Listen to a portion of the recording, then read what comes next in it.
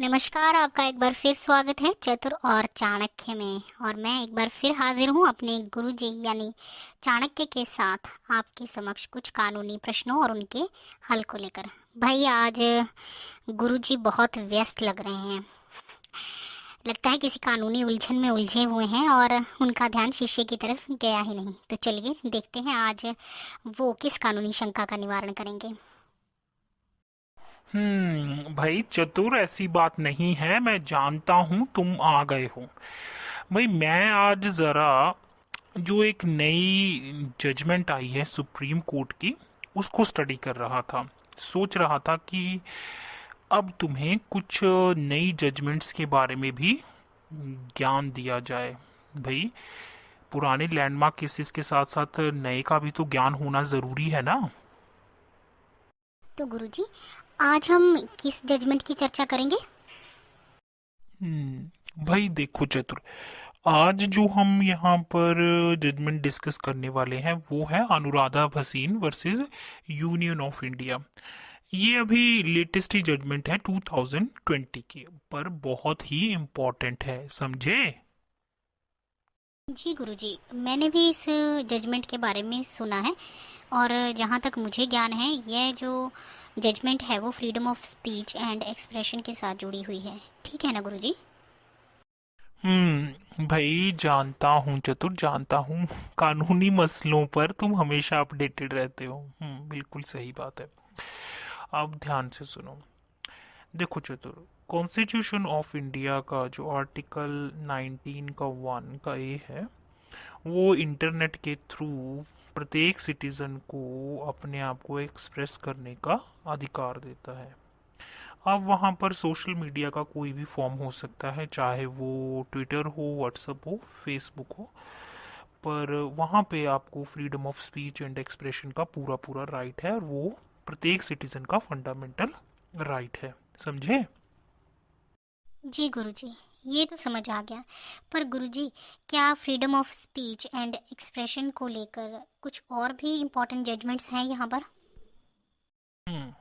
देखो चतुर, जजमेंट्स तो हैं, और सबसे पहली जजमेंट जो है हम यहाँ पर देखेंगे Shreya Singhal versus union of India 2015 की।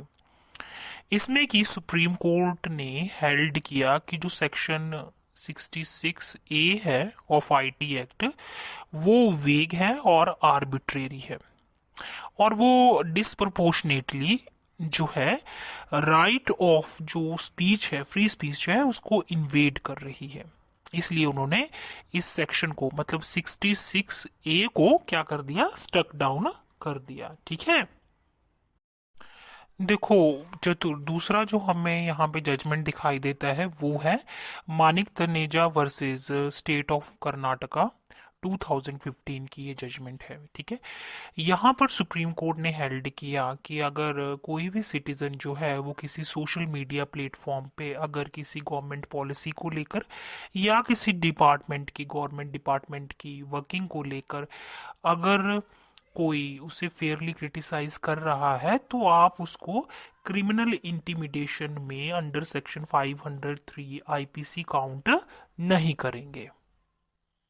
देखो चतुर, यहाँ पर जो नेक्स्ट जजमेंट हम देखने वाले हैं वो जजमेंट है फाहिम शरीन आर के वर्सेस स्टेट ऑफ केरला की।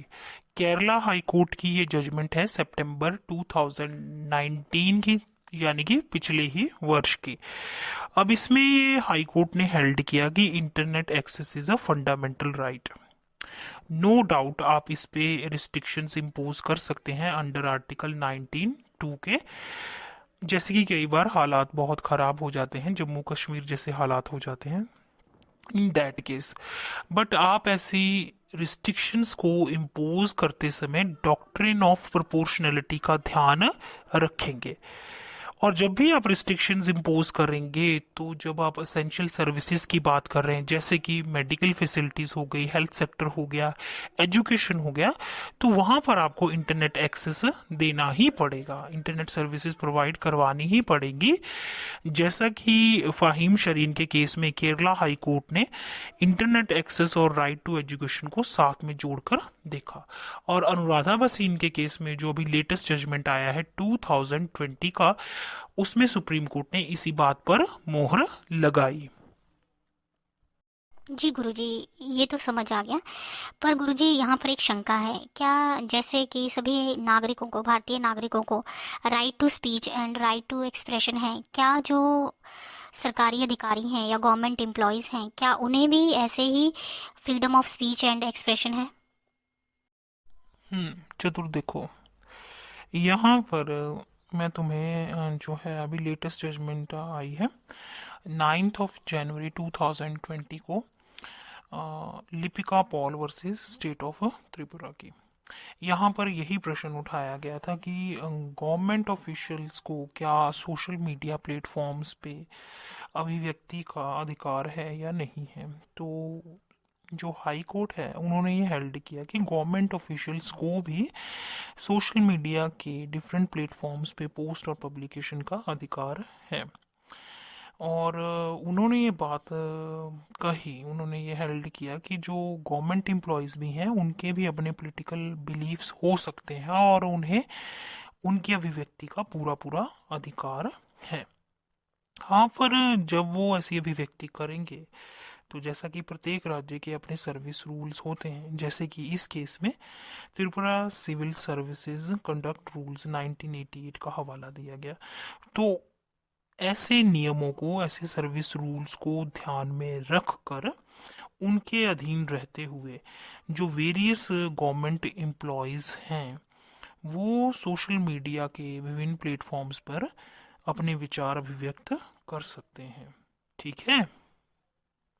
जी गुरुजी, बहुत अच्छे से समझ आ गया कि कॉन्स्टिट्यूशन ऑफ इंडिया का आर्टिकल 19(1) का ए जो है, that protects the freedom of speech and expression through medium of internet है।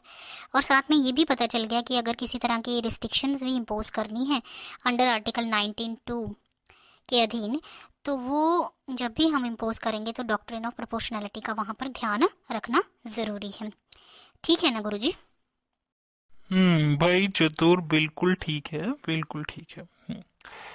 जी हाँ, कल भी ऐसे ही कुछ नई जजमेंट्स के साथ, कुछ कानूनी शंकाओं के साथ, उनके हल के साथ एक बार फिर आपके समक्ष मैं यानी चाणक्य अपने शिष्य चतुर के साथ फिर से उपस्थित होऊंगा। तब तक के लिए दीजिए इजाजत। धन्यवाद।